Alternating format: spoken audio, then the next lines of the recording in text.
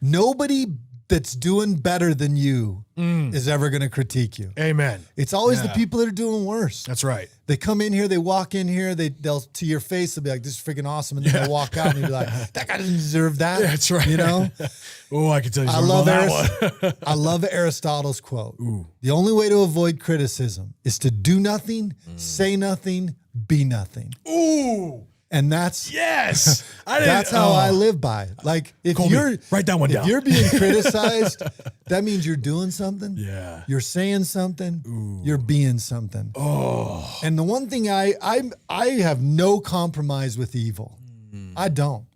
Like that's where I draw the line in the sand. And for me, 2020 made it easy. Yeah. That line in the sand is very distinct from me. Pretty like people are like, is this hard for you? I'm like, no, it's actually really easy because I know what the difference between right and wrong. And you're wrong. Yeah. And I will have no compromise with evil. Yeah. And so I'm willing to do something about it. I'm willing to say something about it. And I'll be something about it. Yeah. Well, that's actually a great pivot to the next thing I really want to talk to you about, which is something you talk about on a constant basis. So I know you're probably sick of this, right? The border. Ugh. You want to talk about good and evil. Absolutely. You know, you also want to talk about some of the most gray area you're ever going to experience. Because I told you this. I was at the border. I was there for 11 months, right? I'm like paying, I'm speaking Spanish. I'm literally like I'm riding my bicycle along the fence in the Rio Grande, I'm throwing rocks into Mexico. And I'm like, that's how it is. I'm literally at the border. And I would constantly be all day long, as a missionary, I was meeting with families, talking to them about, Jesus Christ, right? And when you're having those conversations, you end up hearing some of the most tragic stories you can even imagine. And I'm hearing these stories from these families, and I'm seeing, families come in and out, these families have a house there, and then people are staying with them who had just crossed, and I'm not I'm here to, talk about Jesus Christ to anyone. Right. And then I'm hearing these stories and I'm hearing what they go through to get here. But then at the same time, I would also meet the other ones who came over here, and I can't believe that this human being just came into America. And the good and the bad and what's coming across, it's like what's happening at the border is there are good people who just want to be here because they want to enjoy the freedom.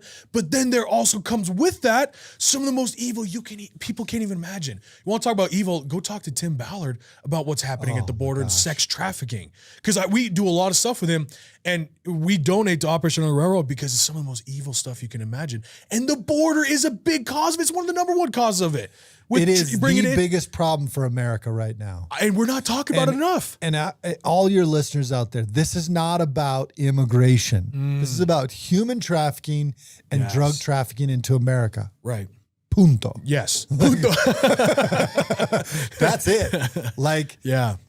I was on the phone because it shouldn't matter whether you're a Republican, a Democrat, or an independent. If you care about human beings, you should absolutely care about border security because women are being raped. Oh my gosh. We had a woman we caught about a few months ago, and she had a baggie full of pills.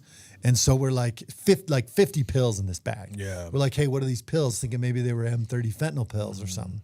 And she's like, well, when I was going to cross the border, I knew I'd get raped multiple times. Yes. These are morning after pills. Like, where did we lose our way so bad as Americans, our compass so broken that under the name of politics, we will allow that to happen? Yeah. They use the children as pawns and rape the children and traffic the children. Yes. They extort the men.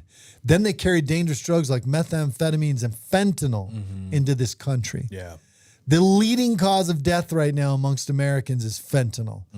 Over 100,000 Americans dying, men, women, children, teenagers, grandparents, babies. That's illegal, right?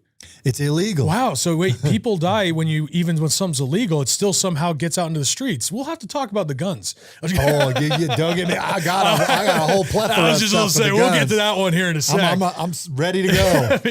Anyways, keep going. Sorry. So this is a big problem. Yeah. Like the human aspect of it is you're right. Yeah. But people get caught into the feelings of it. See, now what the left wants you to think of is all the people, the good people that are crossing. Right. As a matter of fact, I was talking to a congresswoman out of the state of Washington, and kudos to her for getting on the phone with us. And we're breaking it down, and you could tell that she's completely been indoctrinated by CNN and MSNBC. Right. Yeah. You and can she hear says the a couple language. different things. Yeah. She says, well, what about all the unaccompanied minors? And I said, they're being separated not by us. The cartels have already separated them. They've purchased those children. They've purchased those children at the threat of violence to their family. They've stolen and kidnapped those children. Yeah. And then she goes, well, what about the good people? And I said to her, okay, I'm going to put this into perspective for you. Let's say I said to you, Congresswoman, I'm going to put 10 people in your house. 5 of them are good and 5 of them are bad. Are you okay with that? And you don't know which ones they are. And you don't know which ones they are. And she says, she paused, and I go, you know why you can't answer that? Because you're not okay with it, nor should you be okay with it. Right. I said, let me take it even a step further. What if 9 of them were good? Yeah. And 1 of them was bad, and that 1 was a sex offender or a sex trafficker? Are you still going to allow them in your house? She's like, well, no. She didn't answer again. And I said, you can't answer because the answer is no. Yeah. I said, my job as the sheriff is to stop that 1. Yeah. If I have to stop 9 good people to do it, I'm going to do it. Yeah. Because in the end, I'm doing my job. That's right. And my job is to stop that 1 wolf from getting into the herd of to the sheep, even if it's with 10 other sheep. Yeah, that's right. My job is to stop those wolves. Yeah. And trust me, I will tell you, there are countless wolves crossing over. These are people that don't care for America. No. They will use it like a whatever and cast it aside. There's terrorists. They've already caught 50 terrorists this year that are on the terrorist watch list. How many did we not catch that are on the terrorist watch list? How many did we not even have on the terrorist watch list? Yeah. I can assure you hundreds, if not thousands of terrorists have come into this country over the last 2 years. That's the thing is they're all constantly grooming new ones who aren't on the list. It is. You know, like that's what people understand. It's like, okay, you know, we're catching a bunch of known terrorists. Well, what about the ones who are grooming that are the new terrorists? Absolutely. You know, because those are the scariest ones, the newest terrorists to do their first job that will also be their last job that we happen to don't know that they're a terrorist yet. Like, people don't think about that. No, they don't. There's thousands of them. Oh, thousands of them. As a matter of fact, I was with Live PD one night, and I was followed this car, and I didn't have a reason to stop him, so I ended up just pulling up behind him when he pulled into the driveway. And basically, the house would be the first house you get to after crossing through the Indian reservation, through the desert, across the I-8 interstate. I mean, there's no other houses. The first house you would get to, right?